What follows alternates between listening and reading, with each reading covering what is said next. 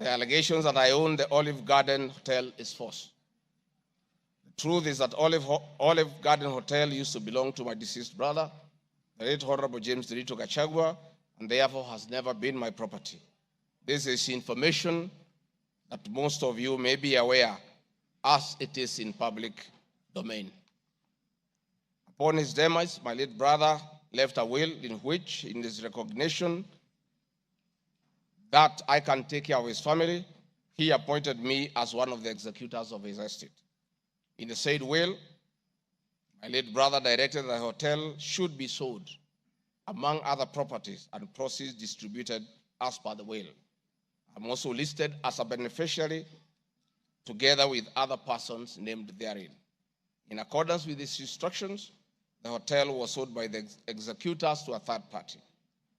Owing to the above, I do not own the hotel and have never owned it contrary to accusation in the motion. For the benefit of this august House and the general public, I have annexed to this response copies of the following supporting documents: my late brother's will, sale agreement dated 17th May 2023, an official search for Olive Garden Hotel Limited. Mr. Speaker, Vipingo Beach Resort, just as in Olive Garden, above this allegation is also false. Vipingo Beach Resort belongs to the estate of the late James Gachagua. For the benefit of this House and the general public, I have attached annexed to this response copy of the official search for Vipingo Beach Resort Limited, confirming that the hotel is still in the name of my little brother's estate. Queen's Gate Service Apartments. The allegation is also false, as the property belonged to my late brother. Queen's Gate Service Apartments, registered in the name of Vipingo Beach Resort Limited, was sold to Cooperative Bank of Kenya Limited, Staff Retirement Benefits Scheme, as evidenced by the agreement for the dated 4th May 2022 and a transfer dated 5th October 2022, marked Annex RG6. Land parcel Ruguru, Kiamariga 2023 in Madeira East constituency, which have originally constructed a helicopter landing facility. My response is, I do confirm that I own the above referenced property, which is approximately 2.5 acres in size, and which I have planted napier grass for my dairy cows.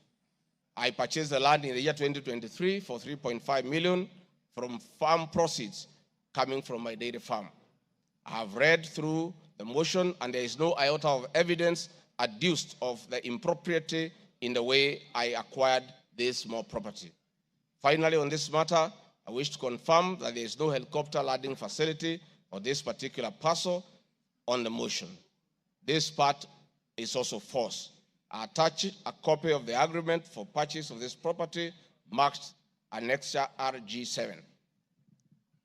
40 acres of land purchased in Kakuret within Kabraine in Nyeri County.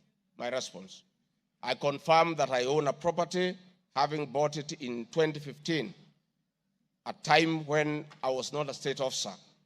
I had not even been elected as Member of Parliament from the Honorable Joroge Wainaina, Member of Parliament for Kieni, who is present in his house, or I'm not sure whether he's present.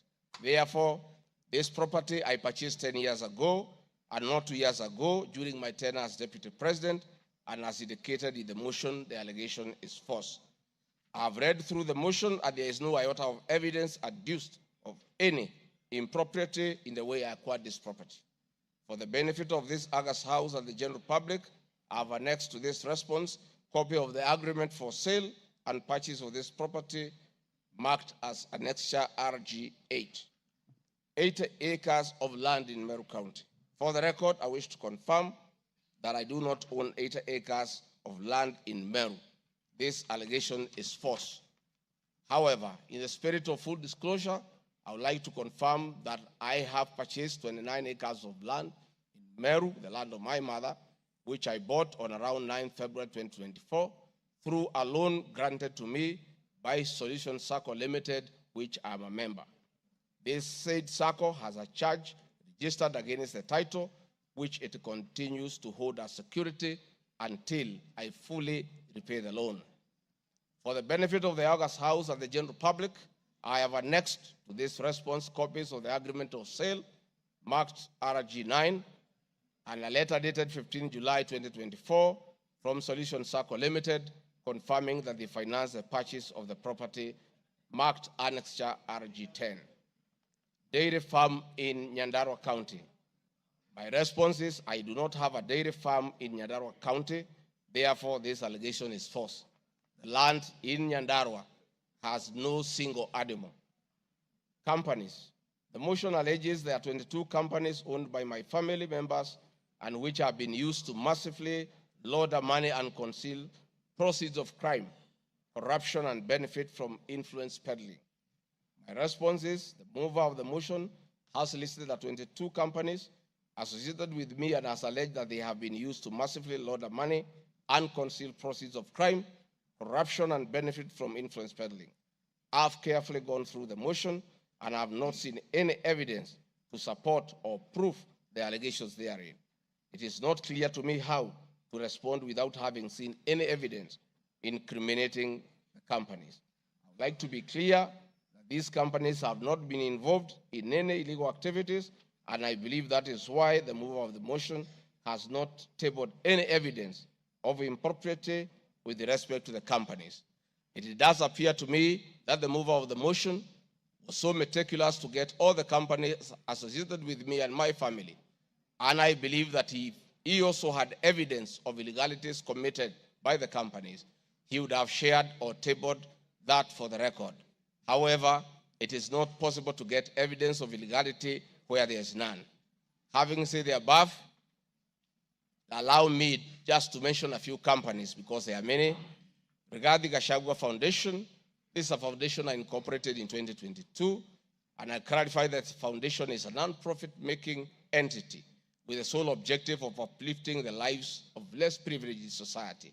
This foundation, therefore, does not trade, and honorable members, you are aware that by law, a foundation cannot be used to trade. Since incorporation, the foundation has received a total of 12 million shillings, which has been utilized as per the schedule marked Annexure RG11, which is paying school fees for children in Pwani University and other universities across the country. Dorcas Rigathi Foundation, because she is not here to defend herself, this is a foundation founded by my wife, Pastor Dorcas, incorporated immediately we came into office as a non-profit making entity for the sole purpose of rehabilitation of drug addicts, widows, single mothers, and orphans. A brief write-up of this foundation, together with its achievements, is annexed herewith as Annexure RG12. It is in public domain that Pastor Dorcas have been around the country doing work of rehabilitating drug addicts and helping others who have challenges. There are many other companies that are here that I don't, because this is a house of record, I don't want to bother the members of parliament of going through all of them. I want to probably only talk about Wamunyoro Investments Limited, named after my village in Wamunyoro. This company was incorporated 21 years ago before I became deputy president, and it's a company that holds family property. Mr. Speaker, sir, I've been accused of exerting influence on officials in the Ministry of Lands to issue an allotment letter to Wamunyoro Investments Limited and using the fraudulently acquired documents in support of a court case. My response, Mr. Speaker, sir, and honorable members, I wish to confirm that Wamunyoro Investments Limited has never been issued with any letter of allotment for land in Embakasi. Wamunyoro Investments Limited purchased this land from a third party in the year 2012. The company's ownership of this property has been confirmed through two legal processes. One, a case was filed before the National Land Commission in the year 2016, adjudicated, and a determination was made that this property belongs to Wamunyoro Investments Limited. That was long before I became the Deputy President of the Republic of Kenya. Again, A matter was filed in High Court case, ELC case number E242 of 2022, which was filed before I became Deputy President. All the documents filed in support of this case were filed in court before I became Deputy President, and no documents have been filed by myself in court upon becoming Deputy President. This being the case, it is not true that I have used my office as Deputy President to manufacture documents filed in this matter. The High Court found that this land legally belongs to Amonyoro Investment Limited and issued the appropriate direction. This matter has since been challenged in the Court of Appeal. I invite any honorable member who may want to be enjoined in this case to have the liberty to do so. Mr. Speaker, sir, I have been accused in the irregular procurement of mosquito nets at a cost of 3.7 billion. In response to paragraph 45 of ground 7 at page 23 and 42, paragraph 78 and ground 11 and page 36, 37 or 42 of the impeachment motion, I wish to respond as follows. It is not true, as claimed in paragraph 3 of the witness affidavit of Andrew Mulwa, that I was involved in the KEMSA 3.7 billion irregular procurement of malaria nets, either directly or through proxy. Further, Shobika Impacts Limited was not awarded the subject tender as the acting director of procurement, Dr. Justice Kinoti, by letter 5th May 2023, formally notified Shobika Impacts Limited that its bid was unsuccessful because its tender security was not paginated and the tender was hence non-responsive. That is clear at paragraph 4 of the witness affidavit of Andrew Mulwa. He contradicts himself by claiming that on 11 July 2023, I pressured him to surrender the original bid board, yet by the letter dated 5th May 2023, KEMSA had requested for collection of the original bid. Thus, there was no cause to pressure to be exerted on Mr. Mulwa for any other purpose.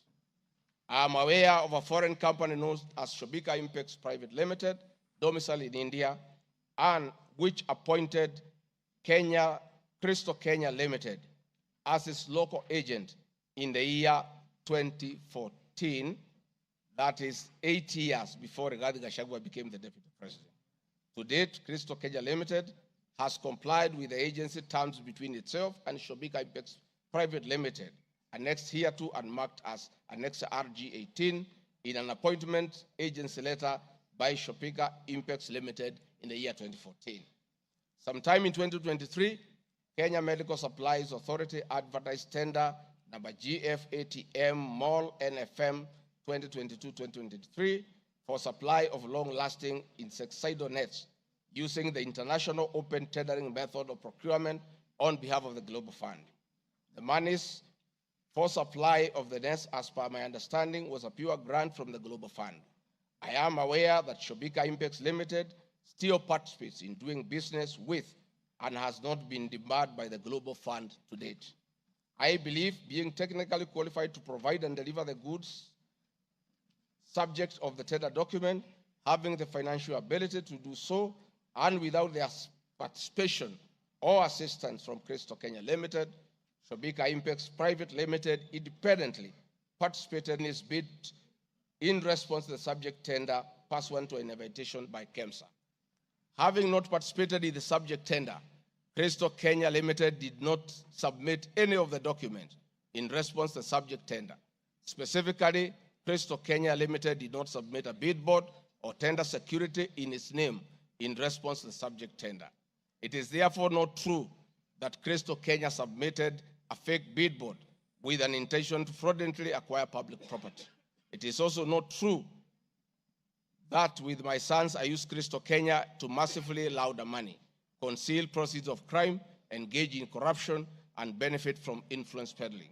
Subsequently, by the letter 5th May 2023, KEMSA notified Shobika Impacts Limited that it was not successful because the tender security was not paginated and requested Shobika Impacts Private Limited to collect its bid security from the procurement office immediately.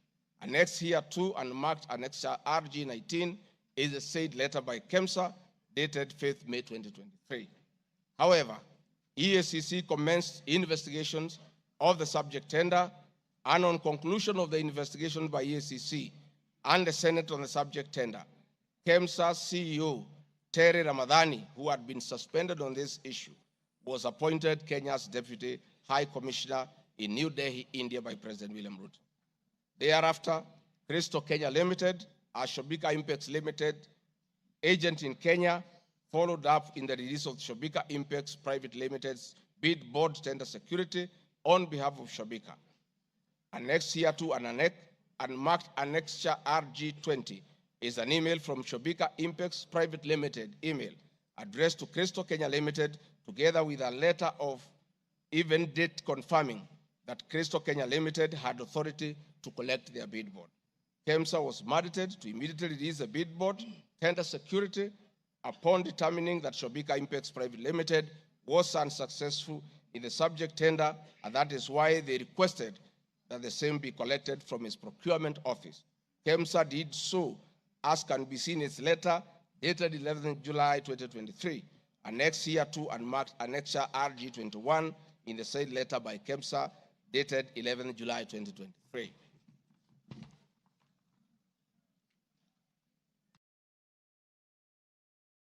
Mr. Speaker, noting that Shobika Impex Private Limited was not successful, it did not supply any goods, and it did not receive any public funds in payment thereof with respect to the subject tender. Accordingly, I have not committed any crime under Section 45(1), 46, 47(a)(3), and 48(1) of the Anti-Corruption and Economic Crimes Act, and Section 2, 3, 4, and 5 of the Proceeds of Crime and Money Laundering Act. Further, I have not breached Section 34 of the Leadership and Integrity Act, for I did not bully any state or public officer with respect to the subject tender, and specifically, no evidence has been tendered to support the allegation at paragraph 78C of ground 11 at page 37 of 42 of the motion, which alleges that I summoned procurement officers in ministries and institutions, instructing them to direct procurement of goods and services in a specific manner.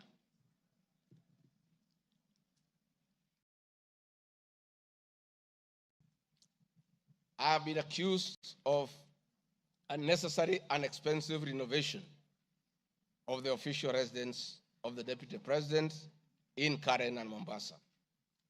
Mr. Speaker, firstly, I would like to state that funds for the renovation of the official residence were approved and allocated by this Honorable House based on the fact that the premises had been neglected for a very long time when Dr. William Ruto was Deputy President. It cannot be fair that this House would proceed to impeach me because of an action that these honorable members have approved by way of appropriating monies for the renovations. Mr. Speaker, the contract for the refurbishment of the official residence of the Deputy President, dated 22nd December 2022, was signed by Honorable Katole Metito, the Controller of State House, Office of the President, and Agrobic Investment Limited that was awarded the tender, because the Controller of State House at that time was the accounting officer in charge of the Office of the Deputy President. The report of the Auditor General, Mrs. Nancy Gadongo, dated 24th January 2024, on the Executive Office of the President for the year ended 30th June 2023, gave the opinion confirming that due compliance with the Public Finance Management Act 2012, the report is annexed herewith and marks as Annex RG 23. I would also like to add that the Deputy President, as Deputy President, I am not involved in procurement processes of my office, whether directly or indirectly. I would also like to state that I do not know the company, Agropric Investments Limited, which undertook the renovations. I do not know the directors and the company. I did not participate in the tendering or supervising of the same. The motion dated 26 September 2024 alleges that on 29 January 2023, 45 million Kenya shillings was transferred to Bayani Enterprises Limited, which is alleged to be a special purpose vehicle used by me to siphon public funds. No evidence whatsoever is contained in the motion showing that the said company is in any way connected to me or that I have any beneficial interest in the said company, which I am neither a director or a shareholder. I categorically refute the allegation which is false and unfounded. Mr. Speaker, I'd also like to confirm that I'm not a director or shareholder, directly or indirectly, of the company called Agro Brick Investments Limited, and I do not know its shareholders or its directors. Mr. Speaker, there is an allegation of dubiously acquiring substantial portion of the sum of 100 billion paid to Lusona Events Limited. My response, Mr. Speaker, is just like in the above other matter. I have read the motion, and I would like to state that there is no evidence that this company is linked to me. I wish to categorically state that I have no beneficial interest in the said company, and neither am I affiliated in any way to the directors and shareholders of the said company. I would also like to state that I'm not a director or a shareholder of the company and do not know its shareholders or its directors. I do not sit in a tendering committee. I am not the accounting officer of the Office of the Deputy President. I have also not had any complaints against the manner in which the company undertook the work. I am unable to confirm the allegations on funds withdrawn from the account of the company, since I'm not a signatory to its account. I am not associated with the company in any way whatsoever. Mr. Speaker, the motion dated 26 September 2024 claims that I am reasonably suspected to be the principal beneficiary of the dubious transactions. However, Mr. Speaker, no evidence has been adduced or annexed to the motion to give credit to the allegations or suspicion. I categorically refute acquiring or benefiting from any funds paid to Lusona Events Limited, and therefore the allegation is false and unfounded. Mr. Speaker, I have been accused of siphoning money through St. Nicholas Rehabilitation and Industrial Training Institute Limited. My response, Mr. Speaker, is that the motion dated 26 September 2024 makes the claim that a payment of 21 million was made to a company called St. Nicholas Rehabilitation Center and Psychiatric Hospital. Then subsequently payment was made to Umalari Motors Limited. The motion claims that it is suspected that the entire transaction was used by me to siphon public funds, and the payments typify money laundering transaction. I am not a director or a shareholder of this company, and I've never received any payments from this company. Similarly, I'm not affiliated or related to the shareholders and directors of the two companies. No evidence has been annexed to the motion showing that I was a beneficiary of the funds paid as alleged. I wish to point out that I'm not the accounting officer in the Office of the Deputy President, and I'm not aware that the payments made to this company by the office. The allegation is therefore false and unfounded. Mr. Speaker, there is an accusation of alleged sensational but false accusations against the Honorable Lady Justice Esther Minor. My response, Mr. Speaker, it is alleged in the special notice motion on ground 4 on page 14, at a gross violation of the Constitution, that I publicly attacked the Honorable Lady Justice Esther Minor and forcefully threatened to bring action against her.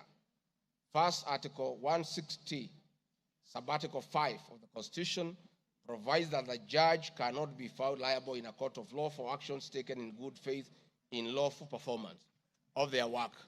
This provision is not a bar on freedom of expression guaranteed at Article 33 of the Constitution, nor a bar of the right to seek redress for legal wrongs simply because a wrong is committed by a judge. They exit multiple legal fora in which to take action against a judge for any actions that are not lawful.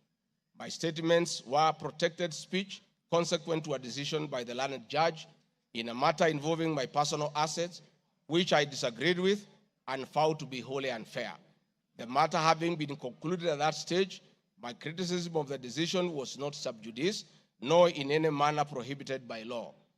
While I respected the ruling of the learned judge, I was in absolute disagreement with it. Contrary to the assertions in the special motion, I did not falsely threaten to bring action against the learned judge. I took actual legal action available to every citizen of Kenya under Article 160B, subsection 2 of the Constitution, which allows any person to petition the Judicial Service Commission for removal of any judge and filed a legal complaint before the Judicial Service Commission, JSC, in March 2024. The complaint being live before JSC, discussion of the conduct of the learned judge in the said manner here would be sub judice. A copy of the complaint is annexed herewith, and marked Annexure RG24.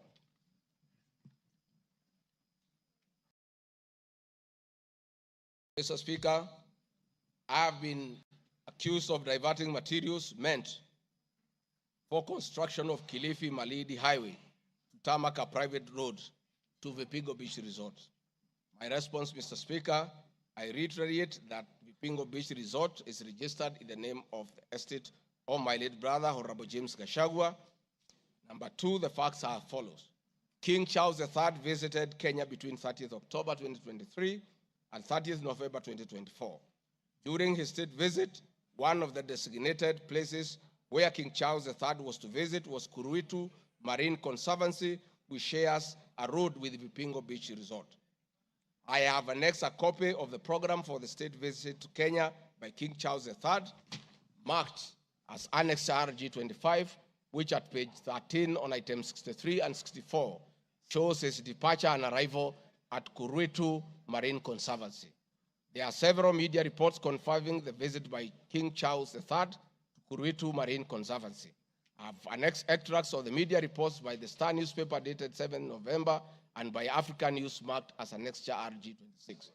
My understanding is that the road to Kuruitu Marine Conservancy was upgraded in respect of this visit, which also to benefit the local community, including amenities like Cheriani Secondary School, Cheriani Primary School, a mosque, and a public market as part of the corporate social responsibility. I wish to point out that the alleged road, that is Takaungu Shariani Vipingo, is a public road and not a private road leading to any property associated with the Deputy President, but a public road. Mr. Speaker, I have been accused of undermining the President and the Cabinet by allegedly making contradictory public statements from the position taken by Cabinet regarding the evacuation of the people residing along the Nairobi River. My response, Mr. Speaker, is that Article 147 of the Constitution provides that the Deputy President shall be the principal assistant of the President and shall deputize the President in execution of the President's functions.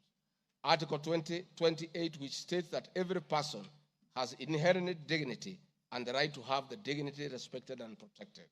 Article 29C, Mr. Speaker, states that every person has the right to freedom and security of the person, which includes the right not to be subjected to any form of violence from either public or private sources. Section 15G1 of the Land Act states that notwithstanding any provisions to the contrary in this act or in any other written law, all eviction shall be carried out in a strict accordance with the following procedures. Be preceded by proper identification of this taking part in eviction or demolitions. Be preceded by the presentation of formal authorizations for action. C, where groups of people are involved, government officials or their representatives be present during an eviction. D, be carried out in a manner that respects the dignity, right to life and security of those affected. E, include special measures to ensure effective protection to groups of people who are vulnerable, such as women, children, the elderly, and persons with disabilities, including special measures to ensure that there is no arbitrary deprivation of property or possessions as a result of the eviction. This includes mechanisms to protect property and possessions left behind involuntarily from destruction, to respect the principles of necessity and proportionality during the use of force, and give the affected persons the first priority to demolish and salvage their property. Critically, our Constitution provides at 147(2) that first the Deputy President shall perform the functions conferred by this Constitution and any other functions assigned by the President. Pursuant to Article 3 of the Constitution, I, as well as every other citizen of Kenya, and state or public officers have an obligation to respect, uphold, and defend this Constitution in performing any of my functions. This, the national values and principles of governance contained in Article 10 of the Constitution by those state organs, public officers, and all persons, including myself as Deputy President, wherever we make or implement public policy decisions. In addition to this matter, Mr. Speaker, these national values and procedures include the rule of law, democracy and participation of the people, human dignity, equity, social justice, inclusiveness, equality, human rights, non-discrimination, and protection of the marginalized. Adherence to these principles become extremely important when we as state officers are contemplating legal evacuation of citizens with a duty to avoid inhuman forced eviction that will be contrary to our Constitution and international law. While campaigning with President William Ruto, and subsequently when I was sworn in as Deputy President, the President and I promised as a key pillar of the Kenya Kwanza government that there will be no forced or unlawful evictions and that all evictions will be human and entail legal compensation. Mr. Speaker, the Office of the Deputy President has undertaken extensive engagement with all parties in regard to cabinet decisions on eviction, which I fully support, including the Nairobi River, which is an entity under the Office of the Deputy President and the County Government of Nairobi. Adherence to these principles become extremely important when we, as state officers, are contemplating legal evacuation of citizens with a duty to avoid inhuman forced evictions that will be contrary to our Constitution and international law. Guideline number 6 of the United Nations General Assembly Guidelines for the implementation of the rights to adequate housing prohibits forced evictions and that the state should ensure that any eviction under domestic law are fully compliant with international law. The guidelines further require meaningful engagement with communities to ensure that the rights of residents are implemented cooperatively without the need for eviction procedures or police enforcement. Of government directives on the eviction, save for the fact that on being informed that the persons residing along Nairobi River would be evicted and paid 10,000 shillings only, which I and many other Kenyans felt was inadequate compensation for eviction. I insisted that the government should abide by the constitutional dictates and international norms while implementing any cabinet decisions, including eviction, and maintain the dignity of the citizens of Kenyans facing eviction. My statements did not and cannot be construed to undermine the president by insisting that people should not be evicted inhumanly and without adequate compensation. Mr. Speaker, I've been accused of undermining devolution by allegedly holding a meeting in Nairobi Wakulima Market. The motion alleges that on 28 September 2024, I unlawfully interfered with the running of the Nairobi City County government by holding a public rally where I allegedly incited citizens against lawful directives of the county government on planning and allocation of markets. My response, Mr. Speaker, is that the motion alleges that on 20 September 2024, I unlawfully interfered with the running of the Nairobi City County government by allegedly inciting citizens against lawful directives. Article 6(2) of the Constitution provides that the government at national and county levels are distinct and interdependent and shall conduct their mutual relations on the basis of consultation and cooperation. This being the case, it cannot be said that there is a violation of the Constitution when someone from the national government makes a comment on matters relating to county governments. The traders had sought me out to intervene and request the governor on their behalf to dialogue with them and seek a solution to the grievances with regard to the relocation of markets. I request that a video annexed RG Video 3 be played for the benefit of members to say what I said.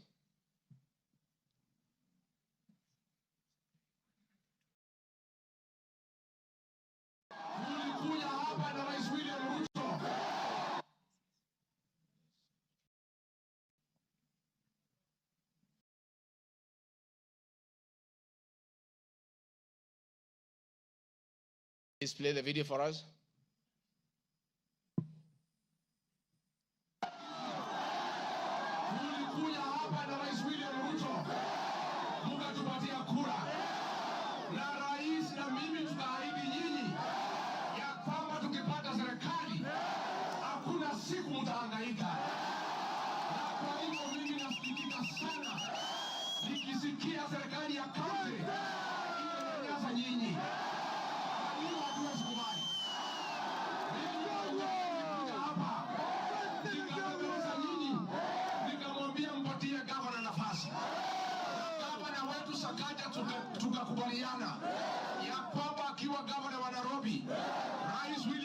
Kiweko mdogo wake, wafanyabiashara wetu watapata nafasi ya kufanya kazi yao. Na mimi nataka kuomba kwa heshima, wale wote ambaye tumepatiwa nafasi ya uongozi na Wakenya, tukumbuke ya kwamba tulipata nafasi ya kuongoza kupitia kwa kura ya wananchi. Na tukumbuke ya kwamba wakubwa wetu, wadosi wetu ni Wakenya. Na hakuna siku tutaweza geuka Wakenya. Sababu ndio walitupatia nafasi ya uongozi. Si nyinyi mlituandika kazi? Kwa hivyo mimi niseme ya kwamba niliuliza gavana mketi chini, kuwe na mazungumzo, kuwe na maelewano.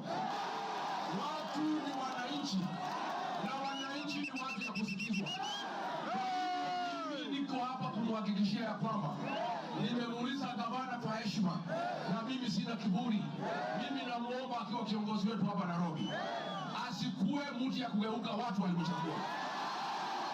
Mimi nimeomba na nimemwambia yeye akubali aketi chini na kamati. Hii soko ime... Thank you, Mr. Speaker.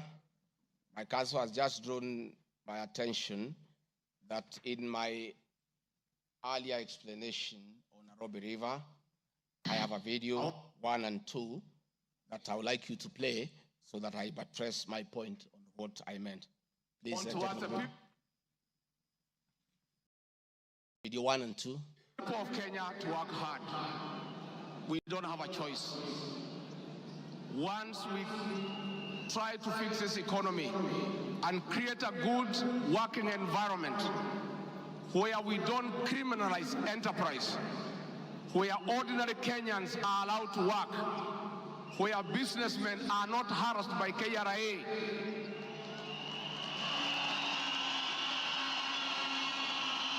where goods belonging to the people of Kenya will never again be touched by overzealous public servants. Where again poor people will never again be evicted in brutal evictions by state agencies. And I say, freedom is here. Now, the number of fatalities from the ongoing forcible eviction by the government has risen to 3, with another tragic loss in Mathare on Monday. An 18-year-old boy died as a bulldozer brought down a church in the area just moments after President William Ruto left. The young man, who was assisting in salvaging the church's belongings, became a casualty of the demolition. Earlier on Saturday, 2 individuals lost their lives in Mukuru kwa Ruben during a similar eviction exercise. Ben Kirui reports. Monday evening, the ongoing forcible evictions in flood-prone areas tragically ended yet another life. The 18-year-old Ian Otieno lost his life in Mathare moments after President William Ruto left the area where he had been assessing the effects of floods. Bulldozers descended on homes near riverbanks, flattening structures marked for demolition. Winnie Makinda, Ian's mother, struggled to comprehend the loss of her son, a candidate in this year's KCSE. Wakaambia mtu atingatinga usiangushe hiyo ukuta. Kuna hapo ndani kuna watoto wa watu. Wacha kuangusha hapo ndani kuna watoto wa watu. Akaambia wamama waache kumpigia kelele.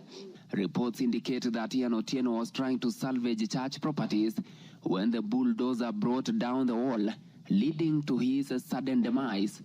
Driver wa tingatinga vile tu alianza kubomoa hata mara ya kwanza huko mbele, alikuwa tu anakani kama hata watu wakimwambia ngojea watu watoe vitu hataki kusikia. Nilichimba hivi, mtoto wangu alikuwa anataka kutoroka, sawa. Unasikia alishika mtoto wangu na hiyo kitu hapa. Mtoto wangu akienda hivi, mtoto wangu ana hivi. His death led to demonstrations by residents, prompting police intervention. The law enforcers lobbed tear gas canisters to disperse rioting residents. Watu wakachukua mwili, twende tuonyeshe maaskari, yenyewe wametulia mtoto. Maskari kutuona kwa gate, wakaanza kutoa gun, wakaanza kulipua shoot. Residents insist they will comply with government orders to vacate houses along riparian lands only if provided with alternative housing solutions. Saturday's demolitions in Mukuru kwa Ruben claimed 2 lives and injured 3 others, sparking outrage among residents who blamed the government for forcible evictions despite many not yet being relocated. Last week, the government mandated the evacuation of all residents from risky areas within 48 hours, including those near dams, those in areas prone to mudslides, and Kenyans residing on riparian lands. Ben Kirui, Citizen TV, Nairobi. Hakuna tena mambo ya evictions katika Nairobi.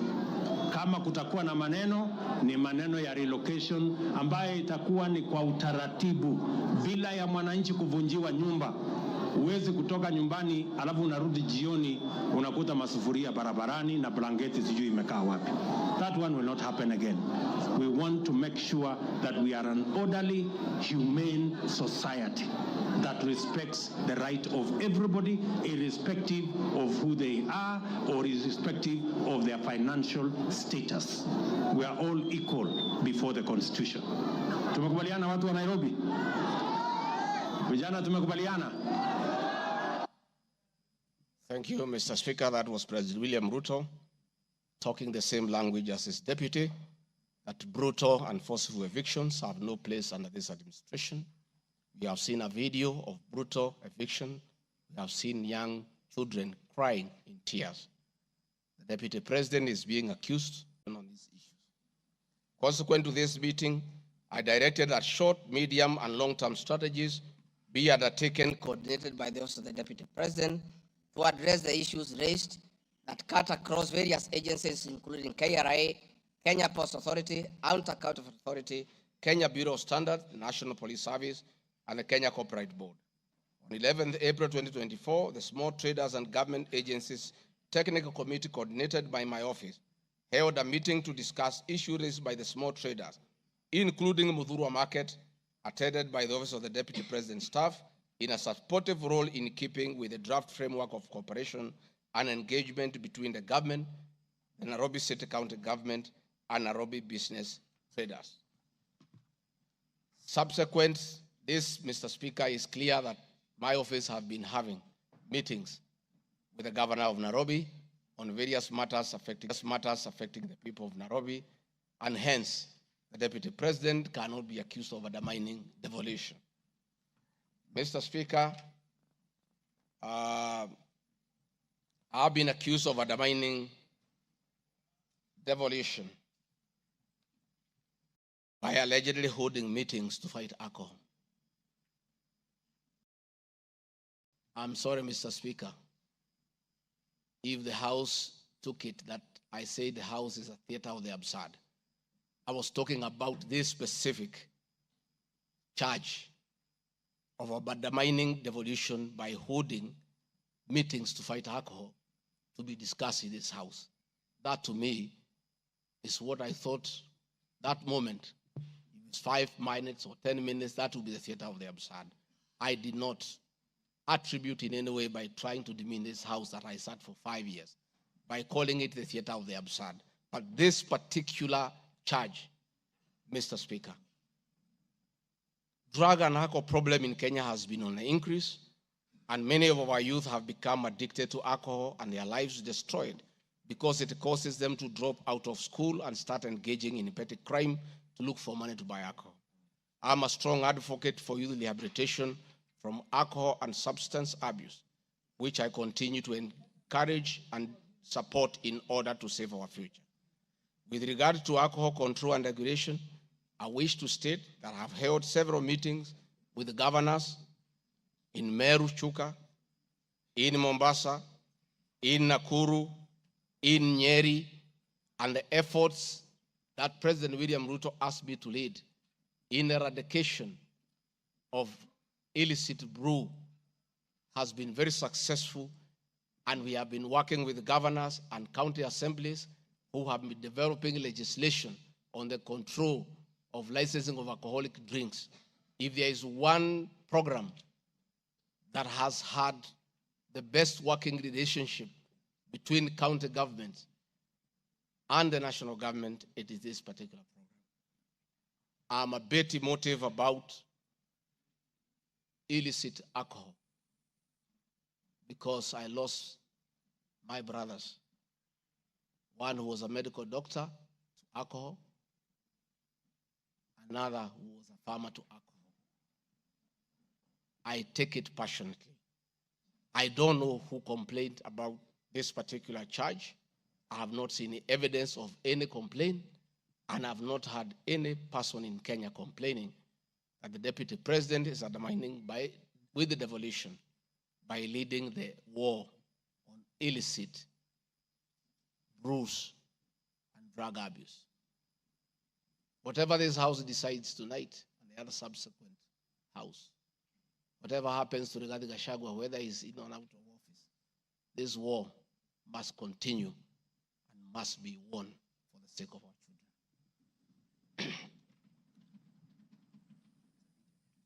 I want us to watch video number 4, RG4. Leaders, those of us who have been elected, Madam Waiguru, Governor Kahiga, Badirisha, Kangata, Wamatangi, what shall we tell our people? Where are we? What shall we tell the people who elected us? When we meet them, what shall we tell them? When our children got wiped out by alcohol and drugs, where are we? We'll have nothing to say. Dede Nyoro, Kimani Ichung'wa, Madenge, mutaambia watu nini? Mutaambia watu nini? So please, this forum here today, let us be open and candid. Speak from your heart. Let us know what ails us. What is it must we do? We have the support of the president, and he is waiting. He has told me by 7 p.m. today, he wants a report. He cannot accept the situation. He cannot. Neither can I. And none of you should accept this situation. It is not right. It is not fair. It is not acceptable. We must deal with it as leaders. And we are here.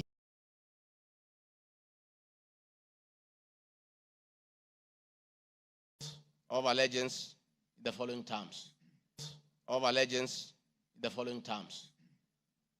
Oath or solemn affirmation of allegiance to the President, Deputy President. In full realization of the high calling, I assume as Deputy President of the Republic of Kenya, I do swear solemnly affirm that I will be faithful and bear true allegiance to the Republic of Kenya, that I will obey, preserve, protect, and defend this Constitution of Kenya, as by law established, and no other laws of the Republic, that I will protect and uphold the sovereignty, integrity, and the dignity of the Kenyan people. So help me God. That is the oath that I took in Kasarani. Article 239, Article 3 of the Constitution provides that in performing their functions and accessing their powers, the national security organs and every member of the national security organ shall not act in a partisan manner, further any interest of a political party or cause, or prejudice a political interest or political cause that is legitimate under this Constitution. Article 239, Sub-Article 5 of the Constitution provides the national security organs are subordinate to civilian authority. In relation to this allegation, I wish to state that the National Intelligence Service holds a very critical role in ensuring the safety and security of our country. They are responsible for gathering intelligence and share it with all our law enforcement agencies to ensure that the country is safe at all times. Consequently, when the country was caught flat-footed with regard to the scope and extent of the public's dissatisfaction with the Finance Bill 2024, which degenerated in a Gen Z protest, it pointed to the failure of the National Intelligence Service in carrying out its mandate. I am persuaded that the National Intelligence Service ought to have known beforehand that the public was completely opposed to the finance bill, and they ought to have briefed the president before the protest began and this would have caused a change of tact by government regarding the proposed bill, and the protests which culminated in the loss of innocent lives and destruction of property could have been avoided. Hence, I expressed my opinion on this in my public media briefing in Mombasa, and my utterances were not any different from what happens in other countries when there is a lapse or failure by the intelligence agencies. The nation has witnessed unfortunate instances of several extrajudicial killings, abductions, and disappearances. I firmly believe that if the National Intelligence Service had acted diligently, these instances would not have been witnessed. Under the Constitution, the government agencies are supposed to be accountable to the Kenyan people, including the National Intelligence Service, and calling them out when a dereliction of duty does not amount to undermining them. I am also aware that the Kenya Kwanza government has been at the forefront in calling out officers who do not seem to understand their work. Recently, my boss, the president, publicly complained that there are some PSs and CSs who did not seem to understand their role. Please play for me video number 5, RG5.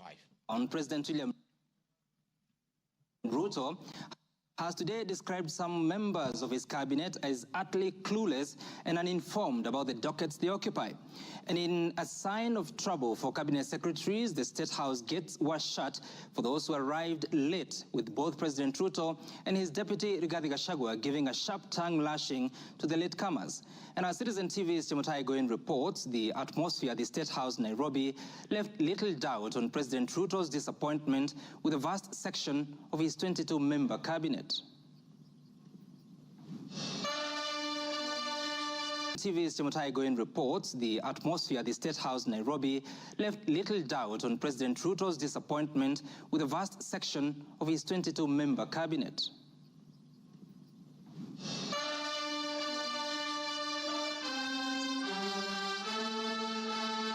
A cold morning in Nairobi, but the seats on the State House grounds came ultra-heated, particularly for cabinet secretaries. The cabinet members came here to sign performance contracts, but the oral appraisal of the day spurred anything between trouble and outright doom. If you cannot keep time with your employer, you have basically dismissed yourself. I mean, it's just as simple as that. So, for those who came late, who are members of the executive, I will be expecting a written explanation, and it should not include matters of traffic. Punctuality was at issue, with some cabinet secretaries being locked out of State House for lateness. And from the podium, the president and his senior lieutenants were unforgiving. Nimeona watu wale wamechelewa, nikaona rais unaniona ninamjua. Nikaona uso yake nikajua hapa kimeumana. Sababu leo ni siku ya performance contract. Ile siku muhimu sana ya kuja kuweka. Na wewe umefika pale, rais amekaa. Tayari amekaa na ndiye rais wa Jamhuri ya Kenya. Wewe umechelewa ukiwa kuona nani? Who else have you gone to see? One of the things we need to learn in our performance contract is to beat the traffic. For the 19 cabinet secretaries present, the atmosphere at State House progressed from bad to worse as President Ruto and his deputy Rigathi Gachagua issued a blistering assessment of the performance of the cabinet members. Many of you, the people I speak to, don't even know what is going on in your ministries or departments. You have very scanty information. The moment I know more than you in your ministry, then you must begin to understand that something is very wrong. How do you run a ministry or a department or a parastatal if you have no information? That is the highest level of incompetence. Those of us who came with the president from the political space and who are his friends, and we assisted him to become president. Once he gives us a job, that is the termination of that friendship. The friendship with the president will be based on nothing but performance. From travel habits to basic work ethic and even media appearances, it was a brutal ground zero appraisal for the cabinet.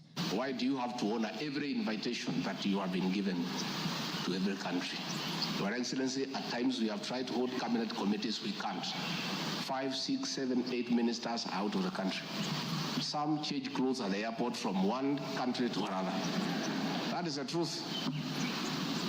Why can't you regulate yourself?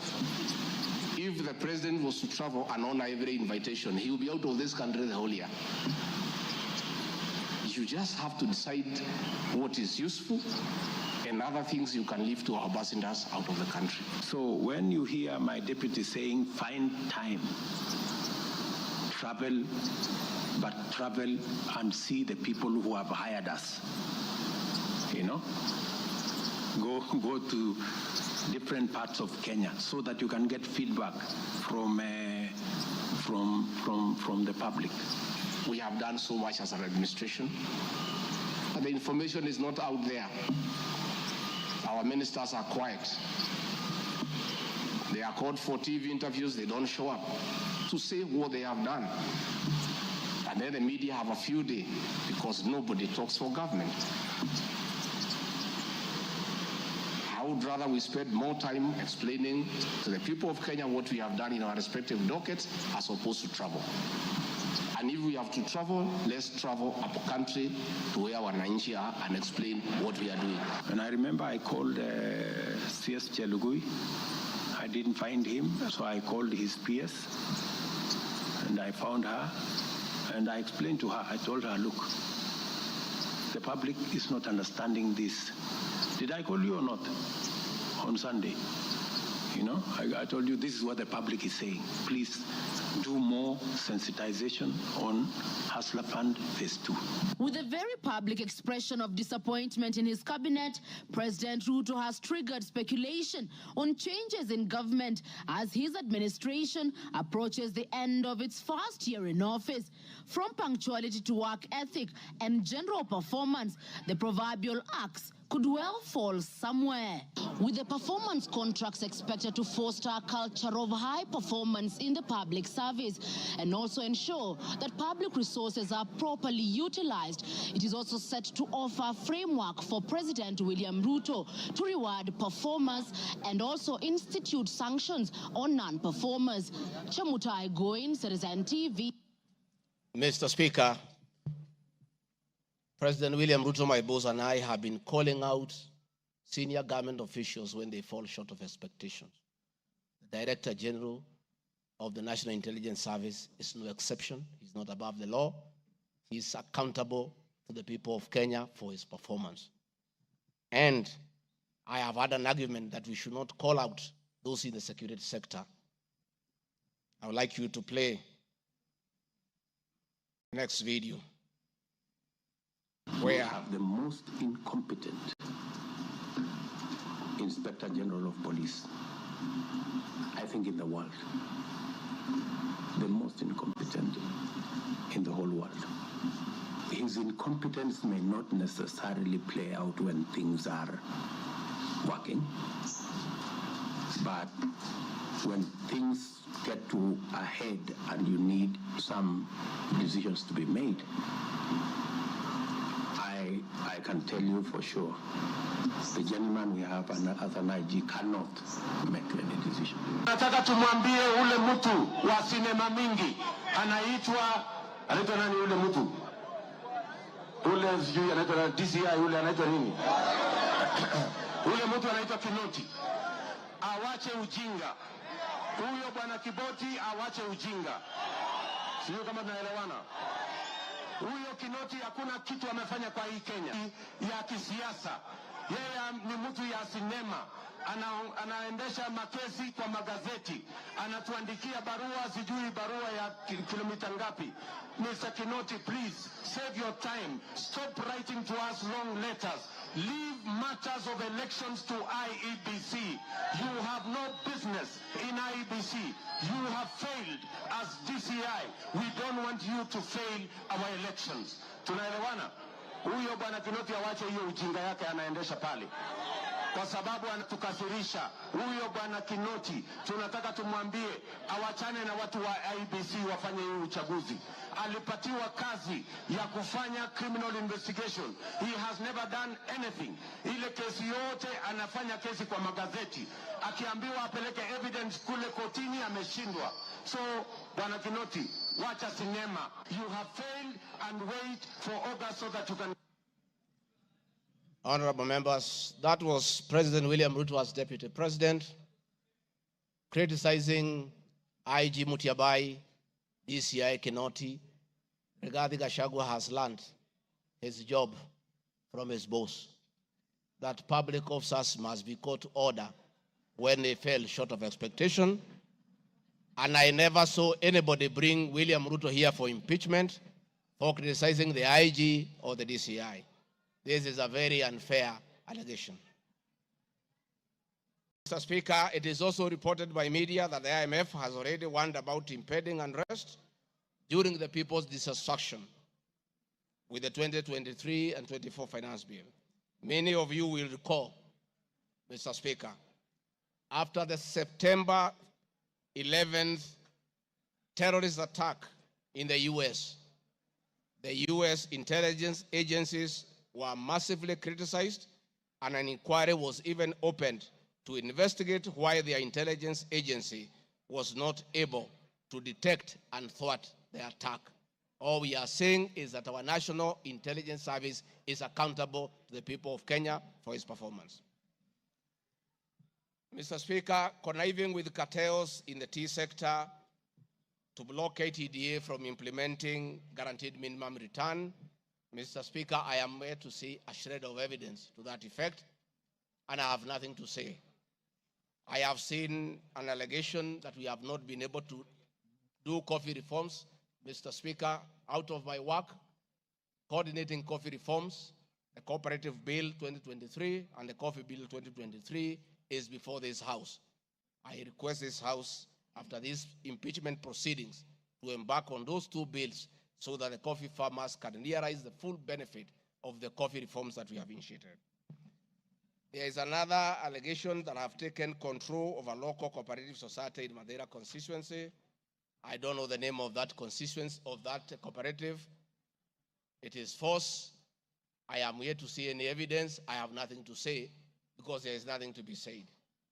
On the issue of shareholding, which I think members are interested in listening to, I listened to you this morning, and it was quite emotive.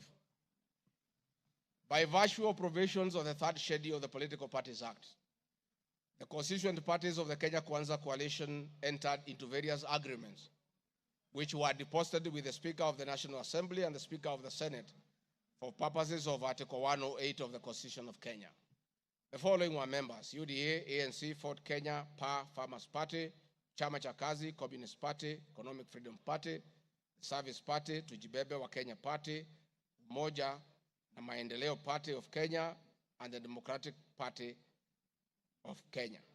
In accordance with the provision of Clause 3, Schedule 3, a power sharing agreement and development agenda for the certain regions of Kenya, I attach copies of these agreements, RG 32.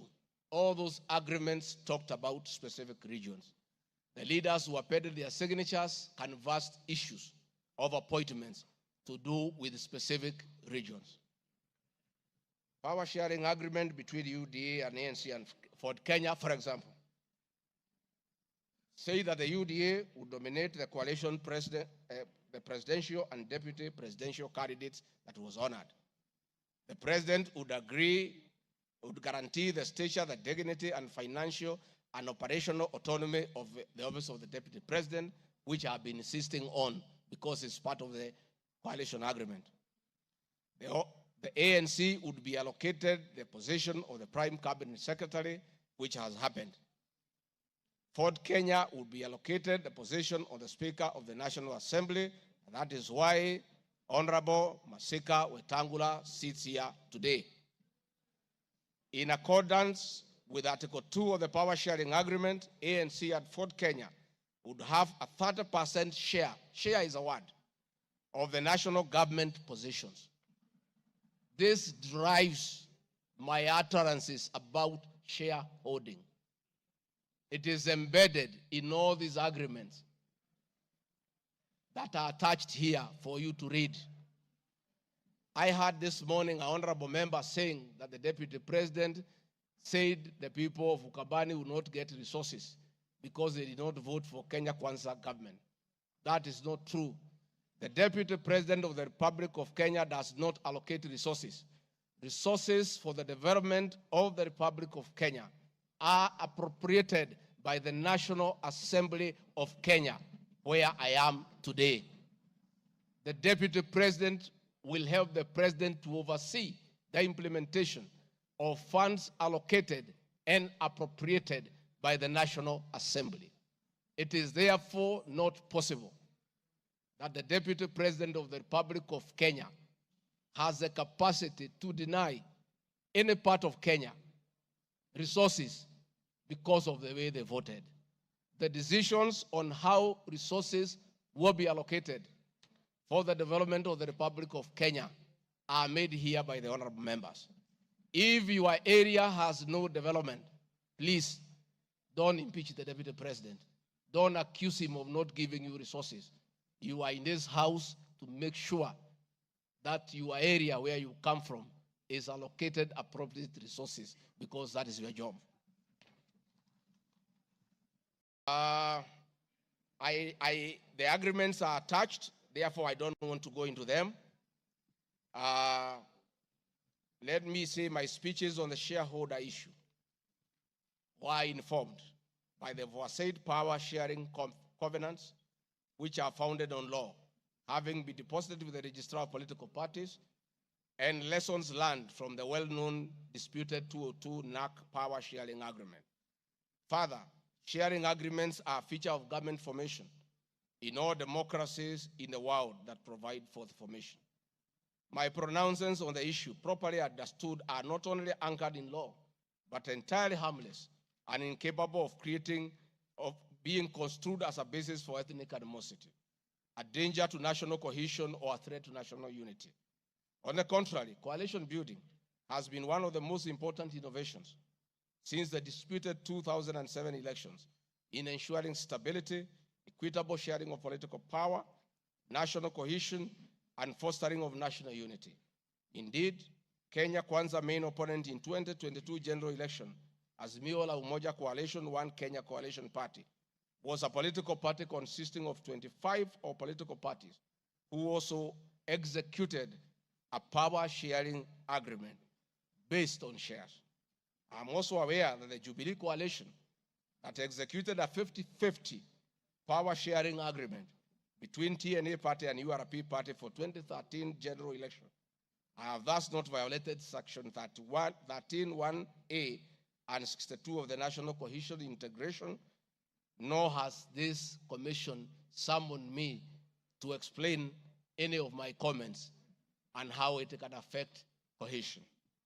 However, notwithstanding the said power share agreement, upon election as Deputy President, I went out of my way, as required by the Constitution of Kenya, to serve all Kenyans regardless of their political preferences during the election or ethnic origin. I now produce the following video showing some of my speeches all over the country as marked RG Video 7.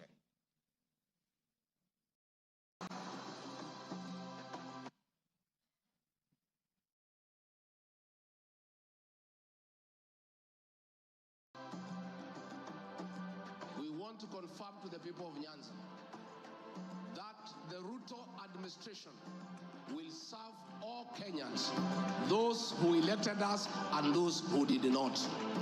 Kenya hii kila mtu afanyiwe kazi, kwa sababu kila mtu nalipa kodi. Mimi sikusema Kenya ni ya shareholders. Nilisema serikali, nikiunda serikali.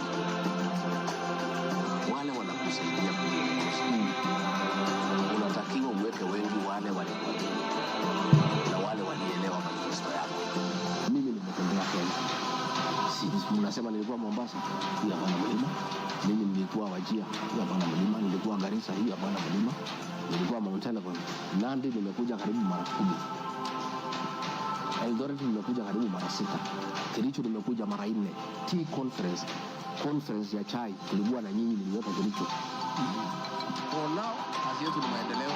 Tutafanya kazi na viongozi wote. Hakuwa wa chama ile, hakuwa wa chama hii, we don't care. This is the time to serve the people of Kenya, and we shall work with all elected leaders, irrespective of their political affiliation. Mr. Speaker, copies of documents demonstrating my efforts within the mandate allocated to me by the President to address security issues and economic equalization programs and policy in historically marginalized areas is Annex RG33. The decision to embrace the broad-based government following the dissolution of cabinet after the Gen Z protest. I attached my video during the launch of the Honorable Raila Odinga's quest for EU chairmanship at State House, again as a demonstration of my embracing the broad-based government.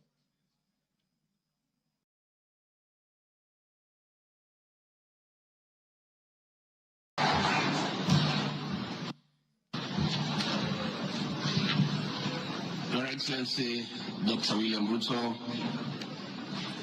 President of the Republic of Kenya and Commander-in-Chief of the Defense Forces, Your Excellencies, Heads of States and Government present, Your Excellencies, Ambassadors and High Commissioners and members of the Diplomatic Corps, Heads of Delegations, Members of Parliament and all dignitaries present, good morning.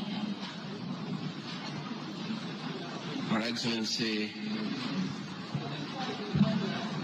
let me say this is a great moment for our country.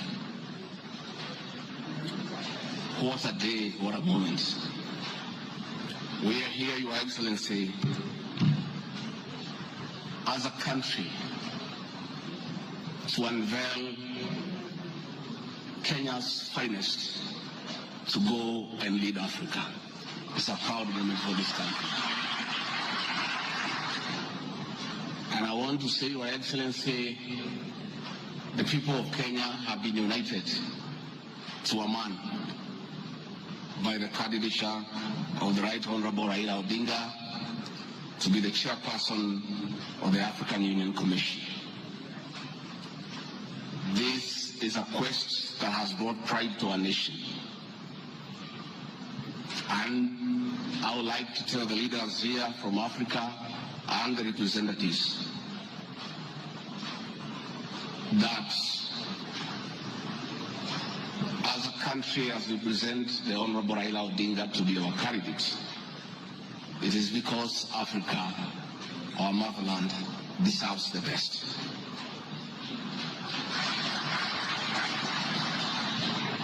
The passion and zeal of the Right Honorable Raila Odinga in Pan-Africanism is well documented. Passion knows no age, knows no limit. In the person of the Right Honorable Raila Odinga, he'll join the ranks of Jomo Kenyatta and Kwame Nkrumah in pushing the agenda for Africa. I therefore want to say, Your Excellency, the lessons of today are that Raila Odinga, the Right Honorable, is a man of great resilience, endurance, and perseverance.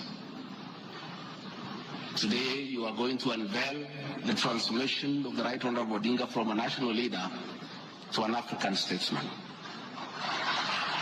And for us in leadership, we have learned great lessons of resilience, endurance, and perseverance. Somebody may ask, why is Rigathi Gachagua, who has before had issues with the leadership of Raila Odinga? As a truthful man, I had nothing against him. It's only that we were competing for the same position between him and my boss. Now that he is going for a bigger seat in Africa, all of us, from the president, I, and the rest of Kenya, are behind him. And the Right Honorable Raila Odinga As a man who listens to the ground, let me confirm to you, I've listened to the ground, and all Kenyans across the political divide, across communities, are in support of your candidature, and we wish you well. Before I call Your Excellency, let me acknowledge the place of family, not just in our lives, but in leadership. I think it is a great moment for the Right Honorable Raila Odinga. It's appropriate that I acknowledge on behalf of the country the role Mama Ida Odinga has played in the life of this great son of this land. Mama Ida Odinga, we salute you as a country for having been a very strong pillar to your husband in very difficult times, and his lowest moments, you have always been there for him. We ask families to support their spouses. So Mama Ida Odinga, as we wish you happy birthday, it is my hope and prayer that your next birthday will be celebrated at Addis next year. And if you invite President William Ruto to come and he's not able to come, Mr. President, I'll be very happy for you to send me to represent you in that great birthday. We therefore want to say as a country, it's a great moment. And the Right Honorable Odinga, I have noted with a lot of appreciation, my wife, Pastor Dorcas, who is a very prayerful woman, has been praying for me and the President daily. And I noted from yesterday she has added you in her prayer. And because her prayers work, we have no doubt that you will get this seat. Mr. President, it is now my honor to request you to come and anchor Kenya's finest and embark on a journey of transformation of the Right Honorable Raila Odinga from a national leader to a great African statesman. Thank you, Mr. Speaker. President William Ruto has many times appreciated my people issues and has repeatedly pronounced himself. Let me have the video number 9. And speaking of deputies,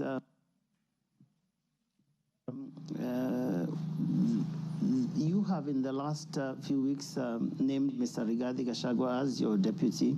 There's been quite a debate, and I'm sure you know that, around running mates in this country.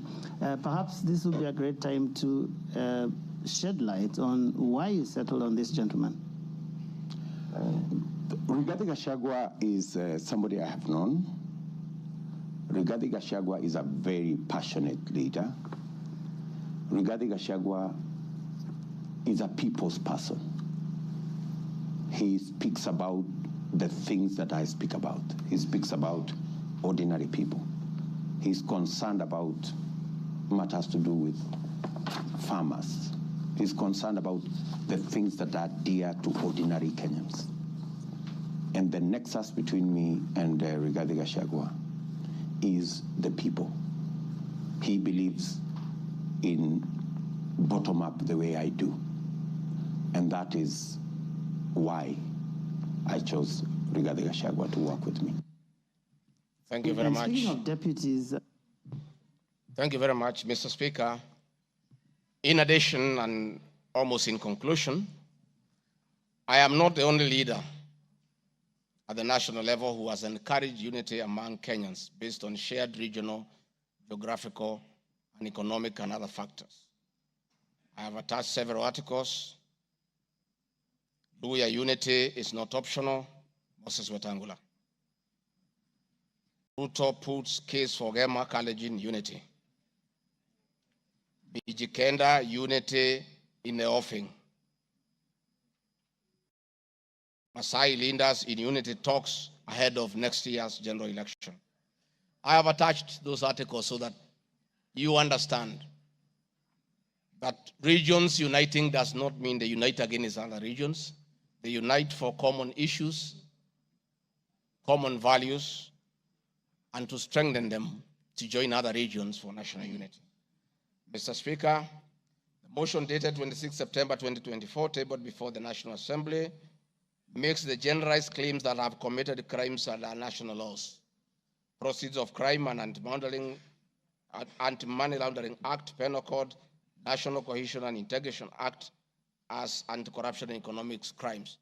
It is on the basis of the claim that it is said that the threshold of impeachment has been met. I'm not aware of any active investigations by any state agency for offenses under the said laws, neither have I been called upon to record any step pertaining to any investigation. Just like any other Kenyan, the Constitution accords me the presumption of innocence in relation to criminal offenses until the contrary is proved in a court of law on a specific standard of evidence. Therefore, in the absence of any active investigations by any investigative agency in Kenya, I do not believe that there can be any serious reason to believe that I've committed any offense. Otherwise, that will be an indictment of the intelligence agencies as well as investigative agencies. Therefore, it is inconceivable that the threshold of the impeachment motion as defined in Article 145 of the Constitution can solely be based on the perception of the mover of the motion in the absence of any other evidence. I heard the mover this morning saying that all we need to do is to believe in him. I believe that cannot be the position. We need actual evidence against the Deputy President. The net effect of the impeachment of this basis of allegations of criminal offenses, whose evidence has not been tried and tested in court of law or by bodies mandated to investigate, would be to disqualify me from the possibility of holding public office in relation to Article 99(3) without the benefit of due process of law and exhaustion of the systems of appeal as provided in the Penal Code. Mr. Speaker, I do not wish to respond to the issues I had this morning that are outside the motion. I want to confirm that I have tremendous respect for Kenyan women, and I have never disrespected them. What has happened is that as politicians, there is always propaganda to undermine somebody. I call upon anybody with evidence that I have ever disrespected that person to come out and provide that evidence. I had my very great friend, the Honorable Faith Gitau, say that I disrespect women. Many times I've been to Nyandarua. I've referred to Honorable Faith Gitau as Ngatha. Ngatha is a Kikuyu name for a woman of great respect. That I have done countless times, is on video. Finally, the Honorable Bose Sholei, I heard what you said in Eldoret. I heard this morning that you said I should be charged with treason. But my sister, me, I'm a grateful man. I remember, and I'll never forget, during the last administration when I was arrested on fabricated charges for standing with President William Ruto against the wish of the government at that time, Gladys Bose Sholei came and sat with me at DCI headquarters, brought me tea, brought me lunch, sat with me, comforted me. At court, she coordinated the collection of 12.5 billion shillings as my cash bail. She came to see me in Gigiri for 4 days and had very kind words for me. Despite what you have said, my sister, I do remember that one good thing that you did for me, and I'll love you and cherish you for the rest of my life. Finally, Mr. Speaker, as I wind up, I want to appeal to this Honorable House to consider the allegations against me by the mover of the motion, weigh it against the attached evidence, weigh it against my defense and the attachments and the videos that I've played in this house. And exercise your mind and exercise your discretion. Search your conscience and decide if Rigathi Gachagua is guilty of any of those allegations or is undergoing a political process. If you are so persuaded and you search your conscience without any intimidation or coercion or inducement, and you think is the right thing to do, please go ahead and do so.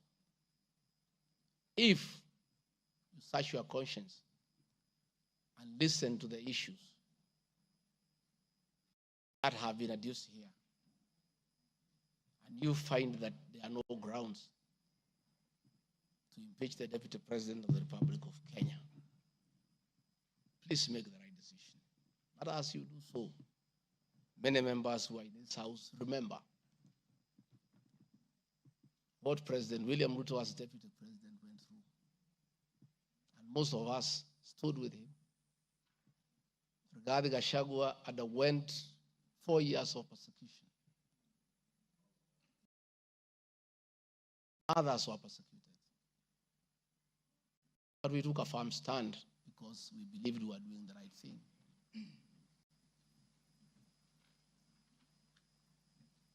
His family underwent humiliation. His friends underwent humiliation. He was a haunted man. And on Inauguration Day, he pronounced himself that freedom is here. Again, under the new administration, the same Rigathi Gachagua, who underwent humiliation and persecution, finds himself in the same space under that administration that he fought for. Try, look, reflect, and apply your conscience and make the right decision. Mr. Speaker of the House, I want to thank you for granting me this opportunity. And my address last night was not in any way meant to disrespect the House. Despite, Mr. Speaker, you having ruled that the matter should not be taken out of the House, it was being discussed in every TV station, in every meeting across Kenya. And Kenyans did not have a chance to also hear my side of the story. So I decided, since the accusations against me were everywhere in the country, the people of Kenya, and more so those who voted for me and President William Ruto, deserved also to hear my side of the story. I have tremendous respect for the National Assembly and your ability and capacity to make the right decision. Mr. Speaker, I want to thank you. Asanteni sana. Thank you very much, Deputy President. Thank you very much, Deputy President.